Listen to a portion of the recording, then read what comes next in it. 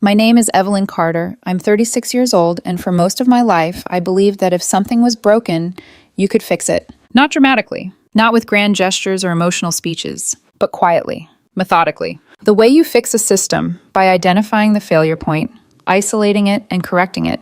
That belief is relevant. It becomes very relevant later. But this story doesn't start with betrayal. It doesn't start with the footage. It doesn't even start with the moment everything fell apart. It starts with a couch. 7 nights. On a couch. In my own house. Because my boyfriend decided I had done something wrong. And the appropriate consequence was exile. From my own bed. The mistake? I forgot to confirm a dinner reservation. That's it. He had asked me to confirm a reservation for his friend's birthday dinner. I forgot. The restaurant gave the table away. They had to eat somewhere else. The food was fine. The night was fine. His friend still had a good birthday. But I forgot. And so I slept on the couch. Night 1, I thought it would be temporary. Something symbolic. A small overreaction that would dissolve by morning. Night 2, I apologized. Sincerely. I'm sorry, I told him. I should have confirmed it. That's on me. He looked at me like I had missed the point entirely. That's not a real apology, he said. I remember blinking. What do you mean? You're apologizing for the action, he said calmly, but not for what it means. I felt something shift then. Small, almost imperceptible. I forgot a reservation, I said. What does it mean? It means I'm not a priority to you. The words landed heavier than they should have. That's not true. Intentions don't matter, he said. Actions do. So I stayed on the couch. Night 3, I stopped asking when I could come back to bed. Night 4, something inside me stopped trying to explain. And instead, it started observing. Because that's what I do. I manage systems. I work as a project manager for a logistics company. I oversee supply chains, track variables, identify inefficiencies. I understand patterns. And relationships are patterns. My boyfriend, Daniel Reeves, 33, worked in human resources, which in hindsight felt like a quiet kind of irony. Someone trained in conflict resolution, who handled conflict like a performance review. I kept failing. There was always something slightly off, something just out of reach. The apology that wasn't good enough. The explanation that didn't land. The constant sense that I was one mistake away from being corrected, managed, disciplined. His younger sister, Lila Reeves, was 29. She floated through life in a way that always required support from someone else. Mostly from Daniel, sometimes from me. She had tried music production for a while. Mostly she talked about music production. Her actual income last year? Just over $12,000. I knew that because she once printed her tax return at our house when her printer wasn't working again. Lila's printer was always broken. Lila's life was always one step away from needing something. She had borrowed money from me too. Not a lot at once, but enough over time that I kept track. Not because I expected repayment, but because I track things. It's what I do. And then there was the camera. I need to explain the camera because people tend to assume things. I didn't install it because I didn't trust him. I installed it 14 months earlier because there had been a break-in 2 houses down. Broad daylight. Back window. Laptop and jewelry gone. So I bought a system. 3 cameras. Front door. Back door. Bedroom. The bedroom camera was aimed at the window, not the bed. Motion activated. Cloud storage. Automatic uploads. I set it up. Tested it. Told Daniel about it. He said, good idea. And then we both forgot about it. Or at least, I thought we did. It was night 5 on the couch when I remembered. Not because I suspected anything. Not because of Lila. At that point, she was just background noise in our lives. No, I remembered the camera because I couldn't sleep. I was lying there at 11:30 p.m. on a Thursday, staring at the ceiling, thinking about my own situation the way I think about work. What are the variables? What's the pattern? Is this a one-time issue? Or a system failure? 6 years together. 3 years living in that house. Countless small corrections. Subtle punishments. Shifting expectations. And suddenly I wondered, if I looked at it objectively, what would the data show? So I opened the app, not looking for anything specific. Just looking. Recent motion events. Timestamps. Ordinary things. Sunlight shifting through windows. Shadows moving. And then, Tuesday, 2:14 p.m. A motion alert from the bedroom. I remember staring at the timestamp longer than necessary, because I knew exactly where I had been at 2:14 p.m. that Tuesday. At work. In a meeting. Running a system that made sense. I tapped the video. I watched. For 4 minutes. And then I put my phone face down on the coffee table and stared at the ceiling. Not angry. Not yet. Just still. Because something inside me had just clicked into place. Not emotionally. Logically. Like finding the exact point where a system breaks. And realizing Everything else was just a symptom. I picked up the phone again. And this time, I kept watching. I watched the rest of the video without moving. No reaction. No sound. Just the quiet hum of the house around me and the faint glow of my phone lighting up the living room. It lasted a little over 4 minutes. 4 minutes that explained everything. When it ended, the screen went still again. The room returned to silence. And I realized something strange. I wasn't shaking. I wasn't crying. I wasn't even surprised in the way people expect. I was clear. The kind of clarity I get when a supply chain failure suddenly makes sense. When all the delays, all the inconsistencies, all the little things that didn't quite add up finally align. I went back into the app. Scrolled. Bedroom camera. Motion events. Past week. Then past month.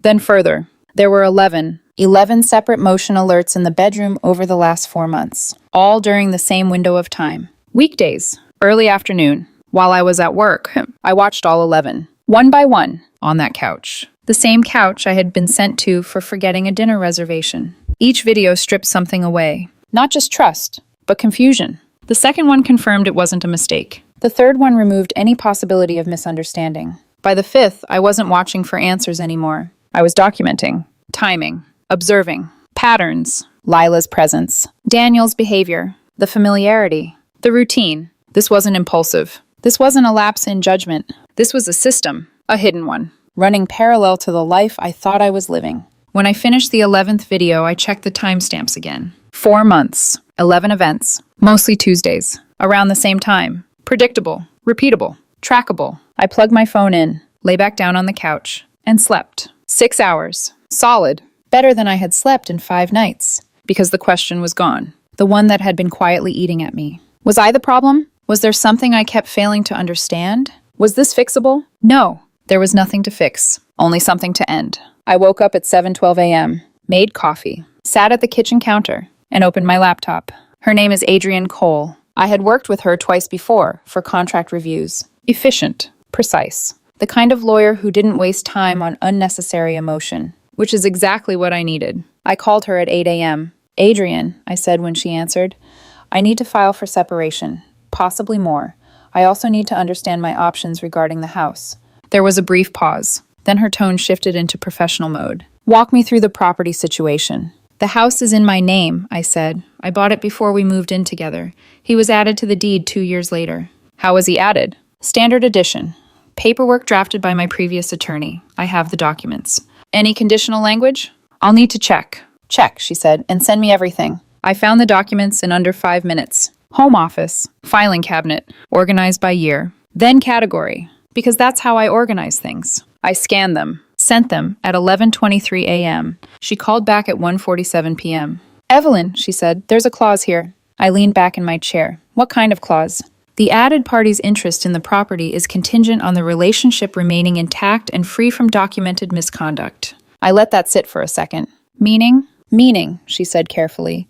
If you can document misconduct, specifically something like infidelity, you may be able to void his claim to the property. I thought about the 11 videos, the timestamps, the patterns. I can document it, I said. How many instances? 11 over 4 months. There was a pause. Then, send me the footage. I sent her 4 of them, not all 11. Just enough. She called back 22 minutes later. File everything, she said. I'm starting the paperwork now. I nodded, even though she couldn't see me. How long until I can have him out? Once we file and the court grants exclusive occupancy, she said, 48 to 72 hours. Possibly faster with what you've given me. I want to do it before he knows, I said. Another pause. Then you need to act normal, Adrienne said. Go home tonight. Don't tip him off. Can you do that? I thought about the couch. 5 nights. Because I forgot to confirm a reservation. I can do that, I said.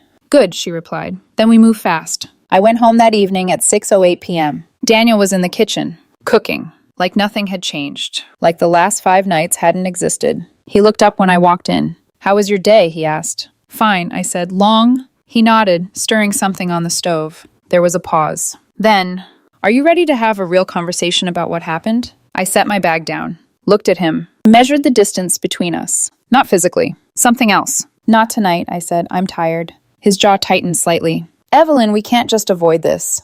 I know, I said calmly. Soon. He watched me for a second longer, then nodded. Okay. That night, I slept on the couch again. But it felt different, not like punishment, like positioning. Saturday night, the same. Sunday morning, I woke up early. He was still asleep, and I started moving through the house. Systematically, not emotionally, not angrily, just assessing. What was mine? What was his? What was shared? What would need to be separated? Clothing, documents, electronics, personal items. I opened drawers, closets, storage boxes, not touching anything yet, just identifying. Mapping, like inventory. Sunday afternoon, Lila texted me. Hey, haven't seen you in a while, you good? Normal message. Casual, like nothing had changed, like she hadn't been in my bedroom 11 times. I stared at it for a moment, then typed back, busy, we'll catch up later. I took a screenshot, saved it, logged the timestamp, because that's what I do. I track things. Monday morning, Adrienne called at 8:47 a.m. It's filed, she said. I requested expedited review. You should hear back by end of day. I nodded. Okay. The response came at 3:15 p.m. Approved. Exclusive occupancy granted to me. Daniel to be served. Required to vacate within 24 hours. I read the email twice, then closed my laptop and exhaled slowly. Not relief. Not satisfaction. Just completion of phase 1. I left work at 4 p.m. Drove to a hardware store. Bought new locks. 3 of them. Front door. Back door. Side entry. I estimated installation time at 45 minutes. It took 42. I replaced everything. Tested each lock twice. Then I went inside and started packing. I packed his things the way I do everything else. In order. By category. Not emotionally. Not vindictively. Just correctly. Clothing first. 4 bags, shirts, pants, outerwear, and everything else. Folded. Not thrown. Because chaos wasn't necessary. This wasn't chaos. This was execution. Then his personal documents. Passport. Certificates. Anything that was clearly his. I left copies of shared documents. Took nothing that wasn't mine. His laptop. Chargers. Headphones. Toiletries from the bathroom. Even the small things. His watch on the nightstand. The book he had half finished. The framed photo of the 2 of us from a trip 3 years ago. I hesitated for half a second on that one. Then packed it anyway.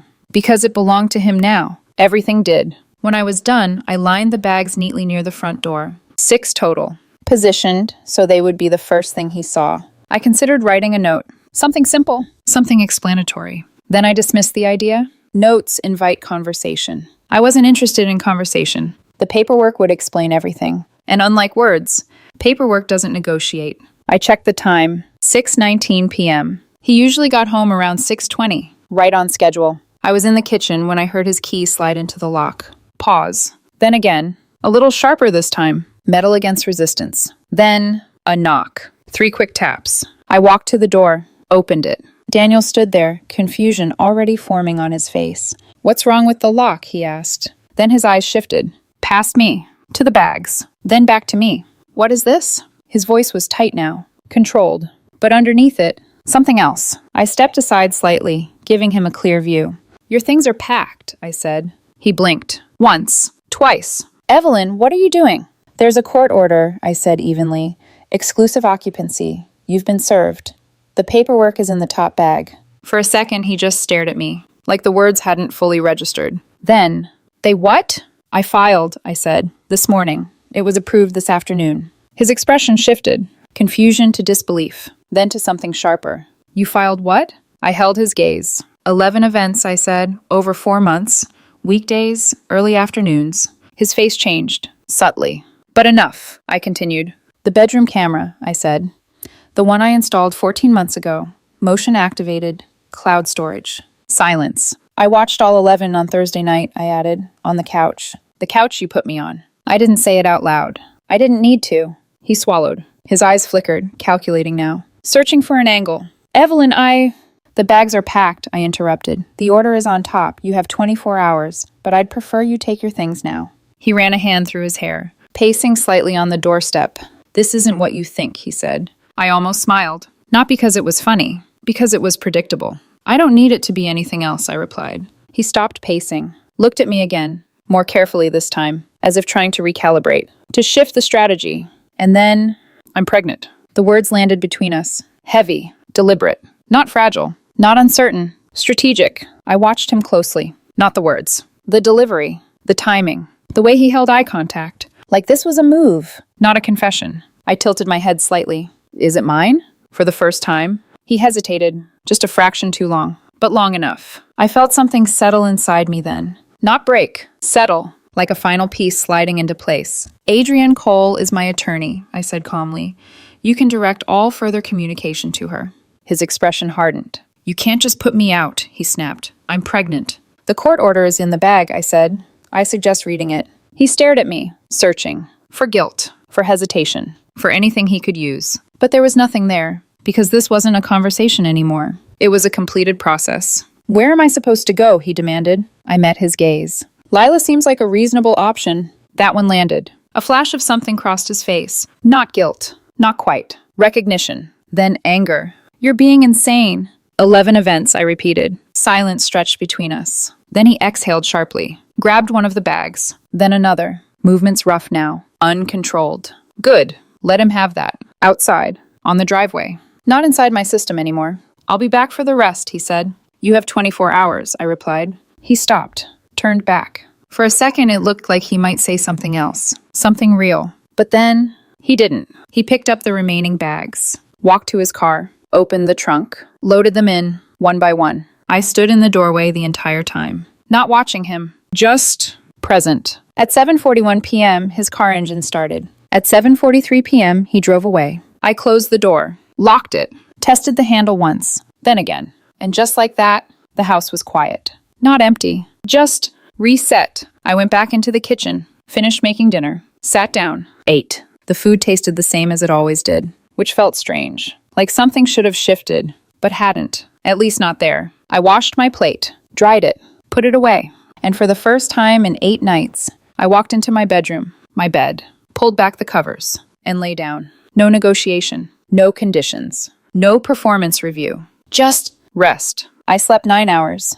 I woke up the next morning before my alarm. For a moment, I didn't remember why the room felt different. Then I did. No tension, no underlying pressure, no quiet anticipation of what I had done wrong. Just stillness, clean, undisturbed. I got out of bed, made coffee, stood in the kitchen while the sun came through the window, lighting the same countertops, the same cabinets, but it all felt recalibrated, like a system that had been quietly malfunctioning for years had finally been shut down, disassembled, and rebuilt correctly. Everything after that unfolded the way systems do when they're properly documented. Predictably, efficiently, without confusion. Daniel called Adrienne's office 14 times in the first 48 hours. Her assistant logged every call. Timestamps, duration, notes, because that's what professionals do. They track things. He hired an attorney, filed a motion to contest the occupancy order. His argument was simple. He was pregnant. He had nowhere to go. The court reviewed it.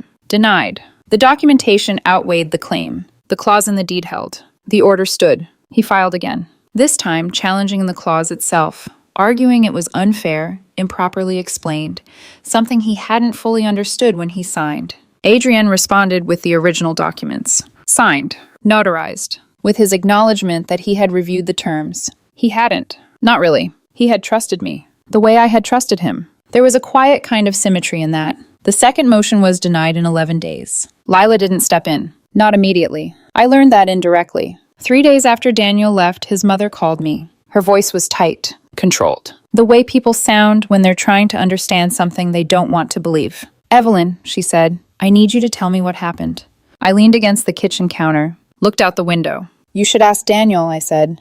There's video documentation. Silence. Then, where is he staying? I don't know, I replied. You could try Lila. A pause. Who is Lila? She asked. I let that sit for half a second. His sister. Another silence. Longer this time. Then, oh, her voice softened. Not toward him, toward me. Oh, Evelyn, I'm so sorry. She hung up shortly after. That was the last time she called. I heard later, through Adrienne, that Daniel's parents had driven up and taken him back to their home in another state. Temporary. Necessary. Not comfortable. Emotionally speaking. Lila stayed exactly where she always had been. Adjacent. Involved. But never responsible. 2 weeks later, Daniel texted me. I think we should talk. I looked at the message. Read it once. Then replied. Through Adrienne. A minute passed. Then, come on, Ev, we can handle this ourselves. I typed. Through Adrienne. 3 dots. Then, this isn't fair. I stared at that one a little longer. Then responded. 11 events, 4 months. Send it to Adrienne A. He didn't. Instead, he showed up. Saturday afternoon. 2:12 p.m. I saw him through the front door camera, standing there, waiting. He rang the doorbell. Once. Twice. Then continuously. I watched the time. 4 minutes. Exactly. Then he stopped, stepped back, stared at the door, like if he looked hard enough, something might change. I didn't open it. He left at 2:18 p.m. 2 days later, Adrienne filed a no-contact order. Standard. Efficient. Documented. He was served. He texted me from a different number after that. Called it insane. I forwarded it, logged it, added the number to the order, because that's how systems stay intact. The pregnancy. That was the one variable that didn't resolve immediately. Adrienne explained the process. Paternity would need to be established after birth. Until then, it was an open file, a pending outcome. I added it to the list. Wait, test, confirm, proceed. 4 months later, the baby was born. A boy. The test was court-ordered. Standard procedure. The results came back at 99.96%. He was mine. I sat with that information for a full day. No immediate reaction. No impulsive decision. Just processing. Then I called Adrienne. What does this change? I asked. She explained the numbers. Support. Custody. Options. I listened. Took notes. Ran through the variables. Then I said, 50-50 custody. She paused. Evelyn, are you sure? Yes. There was no hesitation in my voice. The child didn't do anything wrong, I said. He deserves consistency. She exhaled softly. Okay, she said. We'll structure it that way. The support amount was calculated. $1,800 per month. I agreed, without negotiation. Because that part wasn't about systems. It was about responsibility. Daniel lives in a 2-bedroom apartment now, 40 minutes away. I know because I follow the schedule exactly. Drop-offs. Pickups. On time. Every time. I don't go inside. I don't linger. We don't talk about anything beyond logistics. Not Lila. Not the past. Not the 11 events that built the foundation of everything that followed. Our son's name is Max. He's 7 months old. He has my eyes. Sleeps well. Transitions easily between 2 homes. Because he doesn't know yet why there are 2. One day he will. Children always do. The house is quiet now. Not empty. Just stable. I sleep in my bed every night. I make coffee every morning. I confirm reservations when I make them. And when I forget, and nothing happens. No punishment, no exile, no correction, just life. Lila's music income dropped last year, from $12,000 to $9,000. She lost a client, someone who had seen the public court filings, made their own decision. She texted Adrienne's office once, complaining about reputational damage. Adrienne's assistant forwarded it to me. I logged it, filed it, because that's what I do. The money she owed me, $7,200. Adrienne asked if I wanted to pursue it. Is it worth the time? I asked. Probably not, she said. I thought about it, then nodded. File it anyway. Not for the money, for the record. Default judgment. Unpaid. Documented. It sits in a file, where everything sits. 4 months after the divorce finalized, Daniel texted me. One message. I know I can't undo this. I just want you to know I'm sorry. I know that doesn't fix anything. I read it twice, then forwarded it to Adrienne. Log it, I said. She asked, do you want to respond? I shook my head, even though she couldn't see me. No, because for 6 years, my apologies were never enough. He can understand what that feels like. I don't think of this as revenge. I want to be precise about that. I don't enjoy watching people suffer. That's not who I am. I manage systems. And when a system fails, you don't argue with it. You don't negotiate with it. You document the failure. You remove the compromise component. And you rebuild. Stronger, cleaner, more stable. That's what I did. Max comes on Thursdays. I painted his room yellow. Soft light, warm tones. I read somewhere it helps with stimulation. 3 articles confirmed it. So I did it, because that's how I operate. Every Thursday I'm at the door on time. Every payment clears on the 1st. Every communication goes through the channel we established. Because the system works. 7 nights on a couch. For a forgotten reservation. 11 motion events. Over 4 months. 1 camera. 3 locks. 42 minutes. 1 night of uninterrupted sleep. After 8 nights of exile in my own home. That's the story. Everything after that is maintenance. And I'm very good at maintenance. Because I track things. It's what I do. And now, everything holds.